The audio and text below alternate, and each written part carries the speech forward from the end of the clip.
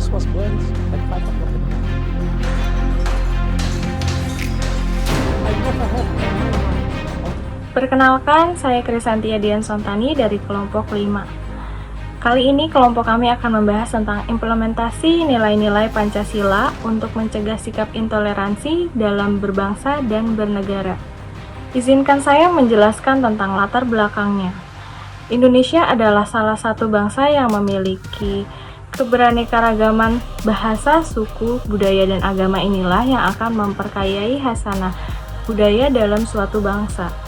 Namun, dari keberaneka-ragaman tersebut tidak menutup kemungkinan terjadi sikap intoleransi di berbagai macam, seperti sering juga terjadi sebuah perbedaan di mana konflik bernuansa agama di Indonesia seakan menguatkan kecurigaan bahwa agama sebagai penyebab konflik, pemicu tindak kekerasan, dan beragam perilaku yang terjadi bukan sekadar melahirkan kebencian, tetapi juga permusuhan, peperangan dahsyat di antara sesama manusia, dan pemahaman yang berbeda.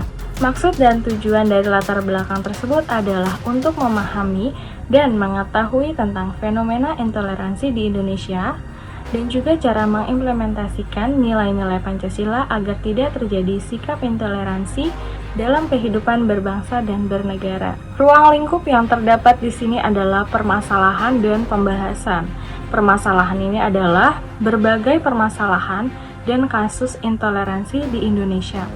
Lalu pembahasan, pengertian intoleransi, implementasi nilai-nilai Pancasila, dan contoh implementasi Pancasila dalam kehidupan sehari-hari. Berikut adalah berbagai permasalahan dan kasus intoleransi di Indonesia. Yang pertama adalah tragedi Sampit, suku Dayak versus Madura. Tragedi Sampit adalah konflik berdarah antar suku yang paling membekas dan bikin geger bangsa Indonesia pada tahun 2001 silam. Konflik yang melibatkan suku Dayak dengan orang Madura ini dipicu oleh banyak faktor.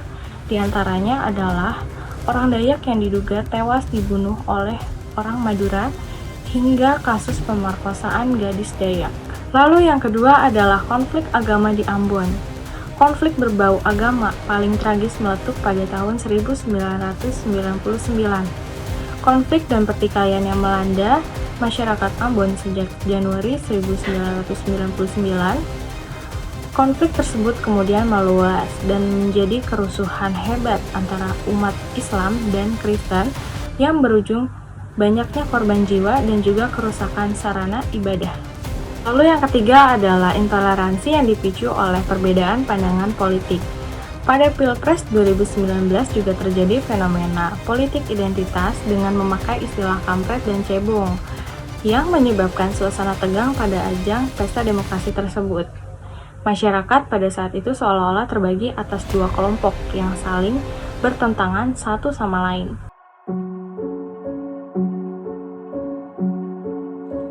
Pengertian intoleransi. Intoleransi adalah sebuah paham atau pandangan yang mengabaikan seluruh nilai-nilai dalam toleransi, yaitu perasaan empati kepada orang atau kelompok lain yang berasal dari kelompok, golongan, atau latar belakang yang berbeda, yang kemudian dinyatakan dalam bentuk sikap membenci maupun menolak pandangan tersebut. Adanya beberapa faktor penyebab munculnya intoleran adalah: pertama, pandangan keagamaan sektarian. Yang kedua, populisme agama. Ketiga, politisi yang memanfaatkan agama. Dan yang keempat, pendirian rumah ibadah yang dilarang atas dasar agama. Menurut Kohan, toleran adalah tindakan yang disengaja oleh aktor dengan berprinsip menahan diri dari campur tangan atau menentang perilaku mereka dalam situasi keragaman, sekalipun aktor percaya dia memiliki kekuatan untuk mengganggu. Intoleransi adalah kebalikan dari semua prinsip yang terdapat dalam toleransi. Ada setidaknya 3 komponen intoleransi. Yang pertama, ketidakmampuan menahan diri, tidak suka pada orang lain.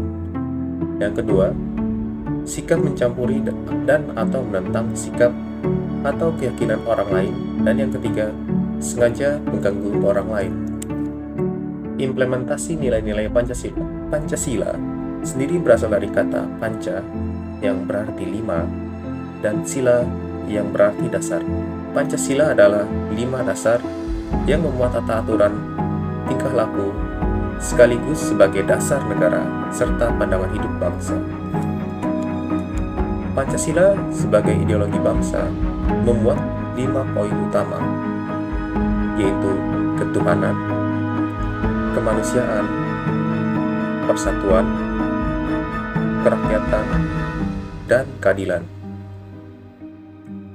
Kelima poin tersebut hendaknya selalu ditanamkan dan diimplementasikan dalam kehidupan sehari-hari rakyat Indonesia.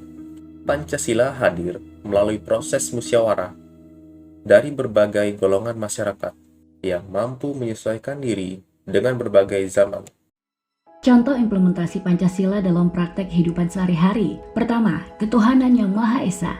Mengimani adanya Tuhan yang Maha Esa, serta mematuhi perintah dan menjauhi larangannya. Saling menghormati kebebasan menjalankan ibadah sesuai dengan agama dan kepercayaannya masing-masing. Hormat dan menghormati serta bekerja sama antara pemeluk agama dan penganut-penganut kepercayaan yang berbeda-beda, sehingga terbina kerukunan hidup. Kedua, kemanusiaan yang adil dan beradab, mengakui persamaan hak, kewajiban, dan kedudukan semua orang sama di mata hukum, agama, sosial, dan lainnya.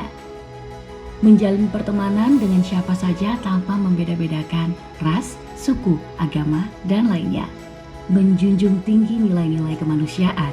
Yang ketiga, persatuan Indonesia, bangga menjadi bangsa Indonesia dan bertanah air Indonesia. Saling bekerja sama, menjaga keutuhan NKRI dengan berpegang teguh pada nilai-nilai Pancasila.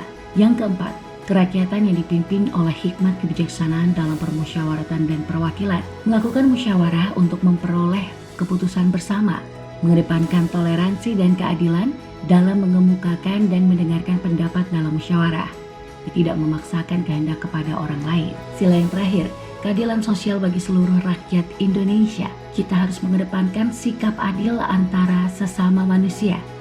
Kesejahteraan seluruh rakyat Indonesia dikedepankan dibandingkan kemakmuran pribadi atau golongan. Kesimpulan, sara dan isu yang cukup banyak terjadi di Indonesia dan hal ini digunakan oleh beberapa kelompok sebagai senjata untuk memecah belah.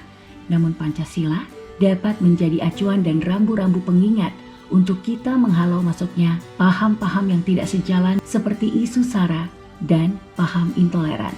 Dan kami menyarankan berbagai macam upaya untuk memberi pemahaman tentang keragaman yang ada di Indonesia serta menjelaskan tentang nilai-nilai Pancasila. Kemudian digalakkan sosialisasi tentang paham intoleran di setiap lingkungan dan juga di berbagai media sosial. Dan yang terakhir, memberikan wawasan tentang Pancasila serta menumbuhkan rasa cinta tanah air yang dapat membantu mengimplementasikan nilai-nilai Pancasila dalam kehidupan sehari-hari. Terima kasih dari kami kelompok 5. Salam toleransi.